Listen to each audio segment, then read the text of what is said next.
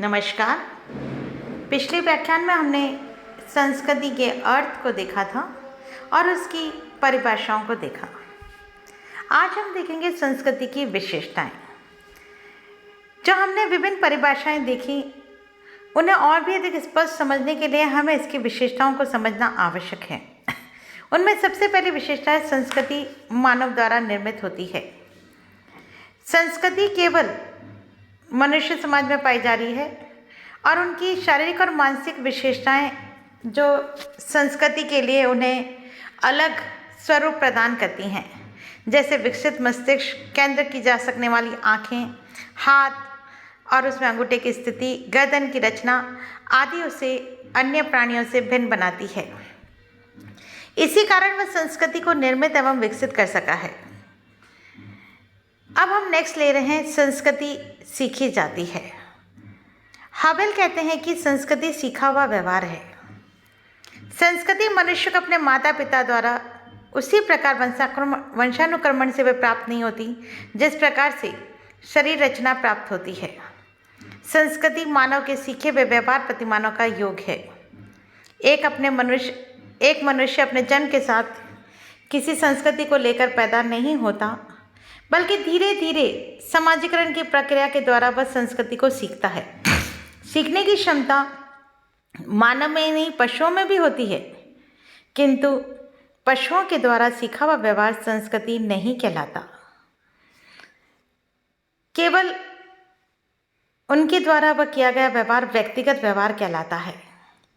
सामूहिक व्यवहार ही प्रथाओं, जनरीतियों, परंपराओं, रूढ़ियों आदि को जन्म देते हैं और ये केवल मानव समाज में ही पाए जाते हैं। नेक्स्ट है संस्कृति हस्तांतरित की जाती है। संस्कृति चूँकि सीखी जाती है, इसलिए यह पीढ़ी दर पीढ़ी हस्तांतरित होती है। एक समूह से दूसरे समूह को, एक पीढ़ी से दूसरे पीढ़ी को संस्कृति हस्तांतरित की जाती है। हम अपनी पुरानी पीढ़ियों से सीखते हैं और आने वाली पीढ़ी को हम सिखाते हैं। लेखन, संकेतों के माध्यम से भी यह हस्तांतरित होती है और विचारों और रूढ़ियों, प्रथाओं आदि के द्वारा भी हस्तांतरित की जाती रही है। नेक्स्ट है प्रत्येक समाज की एक विशिष्ट संस्कृति होती है।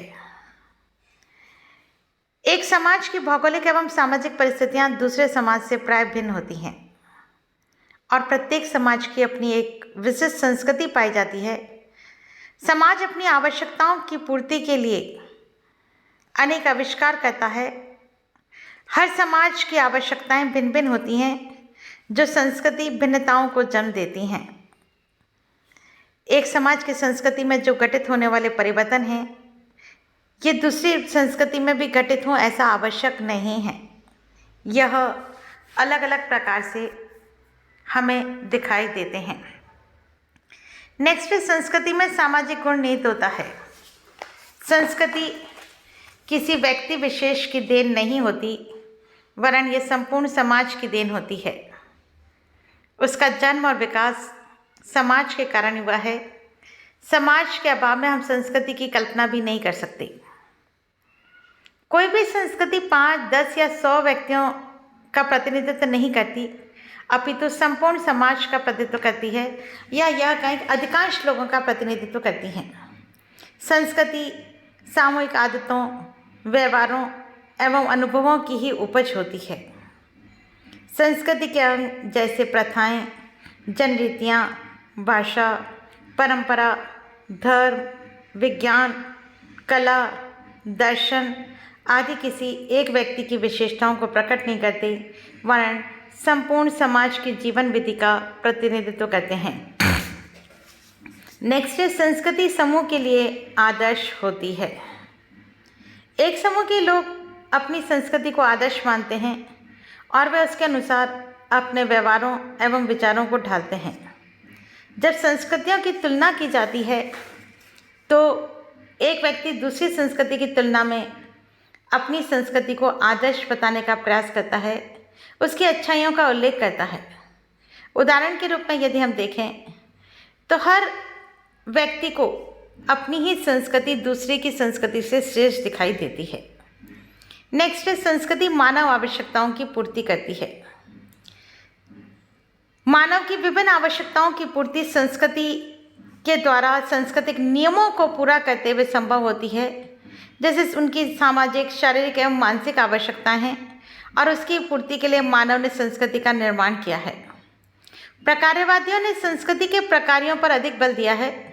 प्रकार्यवादियों में मेलानोव्स्की एवं रेडक्लिफ ब्राउन का नाम विशेष रूप से उल्लेखनीय है। नेक्स्ट है, संस्कृति में अनुकूलन करने की क्षमता होती है। संस्कृति में समय, स्थान, समाज एवं परिस्थितियों के अनुरूप अपने आप को ढालने की क्षमता होती है।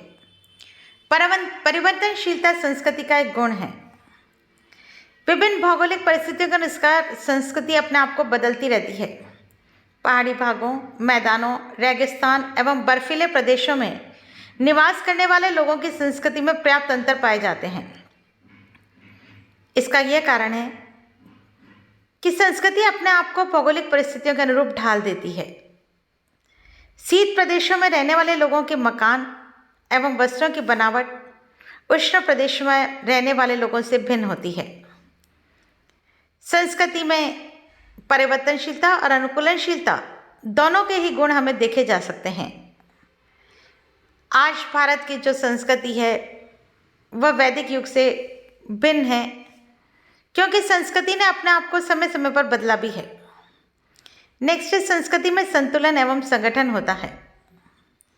सांस्कृतिक इकाइयाँ, जिन्हें हम सांस्कृतिक तत्व एवं सांस्कृतिक संकुल कहते हैं, परस्पर एक दूसरे से पृथक नहीं वरन एक दूसरे से बंधे हुए हैं। ये सभी इकाइयाँ संगठित रूप से मिलकर ही संपूर्ण संस्कृति की व्यवस्था को बनाए रखती हैं। समनर का मत है कि संस्कृति की विभिन्न इकाइयों में एकरूपता की ओर खिंचाव होता है, जिसके परिणाम स्वरूप सभी इकाइयाँ संगठित होकर एक सामूहिकता या समग्रता का निर्माण करती है, उसे ही संस्कृति कहते हैं। नेक्स्ट है, संस्कृति मानव व्यक्तित्व के निर्माण में मौलिक होती है। एक मनुष्य का पालन पोषण किस सांस्कृतिक पर्यावरण में होता है? जन्म के बाद बच्चा अपनी संस्कृति को सीखकर उसे आत्मसात करता है।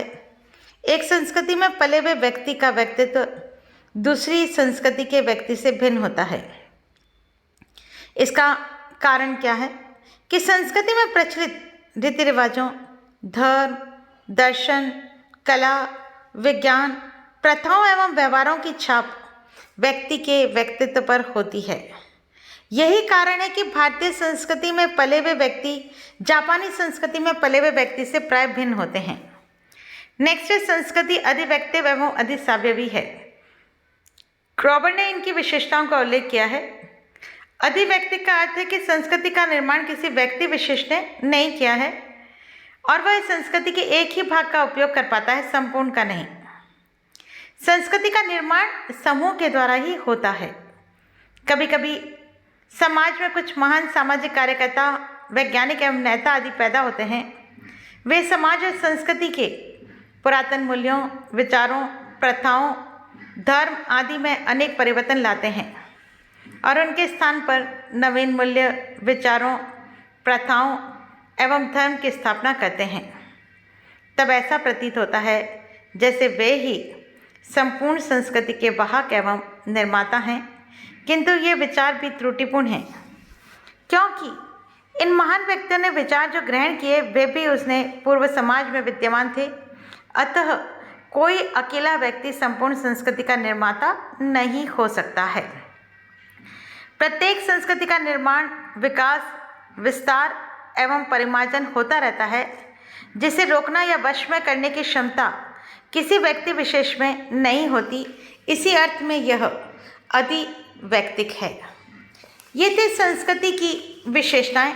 और अब हम देख रहे हैं कि संस्कृति को मुख्य रूप में दो रूपों में हम देख रहे हैं। आकबर्न ने इसके दो रूपों की बात कही है और वह है भौतिक और अभौतिक। भौतिक संस्कृति का मतलब है मानव द्वारा निर्मित मूर्त वस्तुएं, जिन्हें कि हम देख सकते हैं, छू सकते हैं और इंद्रियों द्वारा जिनका आभास कर सकते हैं। भौतिक संस्कृति में घड़ी, पेन, पंखा, मोटर, मशीन, औजार, रेल, जहाज, वायुयान, टेलीफोन आदि अनेक वस्तुओं को गिन सकते हैं। दूसरे शब्दों में यदि हम कहें, जो वैज्ञानिक आविष्कार के फलस्वरूप हमारे सामने नए नए साधन उपलब्ध होते जा रहे हैं, वह सभी भौतिक संस्कृति में आते हैं। सरल एवं आदिम समाजों की अपेक्षा जटिल एवं आधुनिक समाजों में इनकी संख्या अधिक है। इसी प्रकार से पुरानी पीढ़ी की अपेक्षा नई पीढ़ी के पास भौतिक संस्कृति अधिक है। भौतिक संस्कृति की जो विशेषताओं के रूप में हम देखें तो भौतिक संस्कृति मूर्त होती है, संचयी होती है, इसके मापा जा सकता है, उपयोगिता एवं लाभ का मूल्यांकन करना सरल होता है और ये संस्कृति परिवर्तनशील भी होती है, क्योंकि जैसे जैसे नए आविष्कार आएंगे उनके स्थान पर एक और अधिक उन्नत अच्छी चीज़ हमारे सामने आती है, तो पुरानी से बढ़िया नया आविष्कार होगा वही माना जाएगा। एक स्थान से दूसरे स्थान पर संस्कृति का प्रसार होने पर भौतिक संस्कृति में बिना परिवर्तन हुए ही उसे ग्रहण किया जा सकता है। उदाहरण के लिए फर्नीचर की डिज़ाइनें, पेन, वेशभूषा, इनको हम बिना परिवर्तन के ज्यों का त्यों ग्रहण कर सकते हैं। दूसरी चीज़ है अभौतिक संस्कृति। मैकाइवर और अन्य कई सामाजिक वैज्ञानिकों ने संस्कृति में केवल अभौतिक तत्वों को ही सम्मिलित किया है। सोरोकिन इसे भावात्मक संस्कृति का भी नाम देते हैं। अभौतिक संस्कृति के अंतर्गत उन सभी सामाजिक तथ्यों को सम्मिलित किया जाता है जो अमूर्त हैं, जिनका कोई मापतोल संभव नहीं है, आकार व रंग रूप नहीं होता, इंद्रियों द्वारा जिनको स्पर्श नहीं किया जा सकता, हम केवल महसूस कर सकते हैं। यह हमारे विचारों और कार्यों में निहित होती है। सामान्यतः यह हमें सामाजिक विरासत में प्राप्त विश्वास, विचार, मानदंड, व्यवहार, प्रथा, रीति रिवाज, मनोवृत्तियों, ज्ञान, कला, भाषा, नैतिकता आदि को हम मान सकते हैं। अभौतिक संस्कृति सामाजिकरण और सीखने की प्रक्रिया के द्वारा एक पीढ़ी से दूसरी पीढ़ी को हस्तांतरित होती है, और इसकी विशेषताओं की जहाँ हम बात करें तो उनमें ये संस्कृति अमूर्त होती है और इसकी मापतोल नहीं संभव है। यह संस्कृति अपेक्षाकृत जटिल होती है। इसकी उपयोगिता एवं लाभ का मूल्यांकन हम भौतिक वस्तुओं की तरह नहीं कर सकते। इसमें परिवर्तन बहुत ही कम और धीमी गति से होते हैं। सांस्कृतिक प्रसार के दौरान अभौतिक संस्कृति के तत्वों को उसी रूप में ग्रहण नहीं किया जाता, उनमें थोड़ा बहुत बदलाव आ जाता है। नेक्स्ट है अभौतिक संस्कृति का संबंध मानव के आध्यात्मिक एवं आंतरिक जीवन से होता है। इस तरह से हमने देखा कि हमारे जीवन में भौतिक और अभौतिक दोनों ही संस्कृतियों का महत्व पाया जाता है। व्यक्ति दोनों संस्कृतियों को काम में लेते हुए अपनी विभिन्न आवश्यकताओं की पूर्ति करता है। इसी के साथ समाप्त होता है। धन्यवाद।